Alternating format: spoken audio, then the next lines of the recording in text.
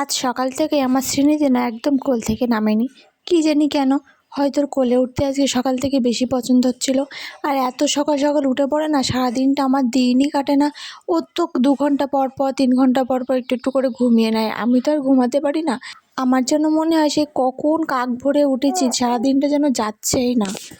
সকালে ঘুম থেকে ওঠার পরে মেয়েকে একটু আদর করে ওকে একটু ফিট করে দিয়ে তারপরে তাই ওকে বিছনায় শুইয়ে দিয়ে আমি বাকি কাজগুলো করি।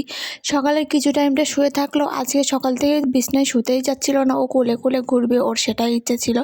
তাই ওকে কোলে নিয়েই যাবতীয় কাজগুলো করতে হচ্ছিলো। মানে ওই সকালবেলার যেসব কাজ থাকে, মুখ ধোয়া আর একটু ঘরটা ঝাড় দিয়েছিলাম, টুকিটাকি তো করতে হবে আস্তে আস্তে সব।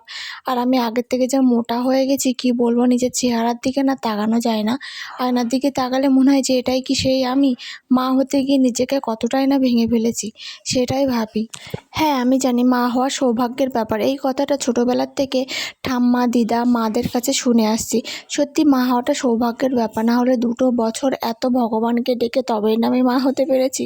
কিন্তু যাই হোক, সব কিছু মানিয়ে নেব। নিজের সন্তানের মুখের দিকে তাকালে না দুনিয়ার সব কিছু ভুলে যাওয়া যায়, আমি মানছি। তবুও নিজের চেহারার দিকে দেখলে অবশ্যই খারাপ তো লাগাই। আর এটা কিন্তু সেই একাদশীর সকাল ছিল। সেই সকালবেলা শাশুড়িমা পুজো দিয়েছিল, আমি আর আমার শ্বশুর তো একাদশী করিনি, আমি করতে পারবো না, কারণ আমি ব্রেস্ট ফিডিং করাই মেয়েকে।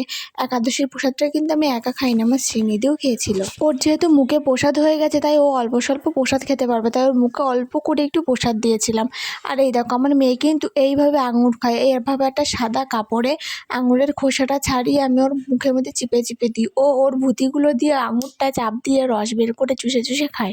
দেখতে এত মিষ্টি লাগে না, কি বলবো, আঙুরটা খেতে দেখছি পছন্দই করছে। আর আজকে একটু ভাবেছিলাম সিমুই বানাবো, ননদ খেতে চেয়েছিল, অনেক দিন ধরেই নাকি শাশুড়ি মাকে বলছিল যে সিমুই খাবো। তাই আমি বাড়িতে আসার পরেই হয়তো বানালো, জানি না।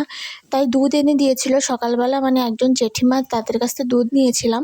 দুধ নিয়ে আমি সিমুইটা বানালাম। আর বাইরের দিকে আজকাল এত মেঘলা ওয়েদার, ঠিক করে রোদে উঠছে না, ঘরের মধ্যে লাইট না জ্বালালে যেন কিছুই দেখা যাচ্ছে না। দিনের বেলাতেও লাইট জ্বালাতে হচ্ছে, আর কিছুক্ষণ পরে কারেন্টটাও চলে গেল, তার জন্য আমি টর্চটা জ্বালিয়ে সিমুইটা বানাচ্ছিলাম। আমার কিন্তু সিমুই খেতে বেশ দারুণই লাগে, তোমাদের কেমন লাগে অবশ্যই কিন্তু কমেন্ট করে জানিও। আর আমি সিমুই কেন, যে কোনো পায়েস খেতে খুবই পছন্দ করি, সিমুইটাও তার মধ্যে একজন। তো দেখা হবে পরবর্তী আবার কোনো মিনি ব্লগে। বাই বাই সবাইকে।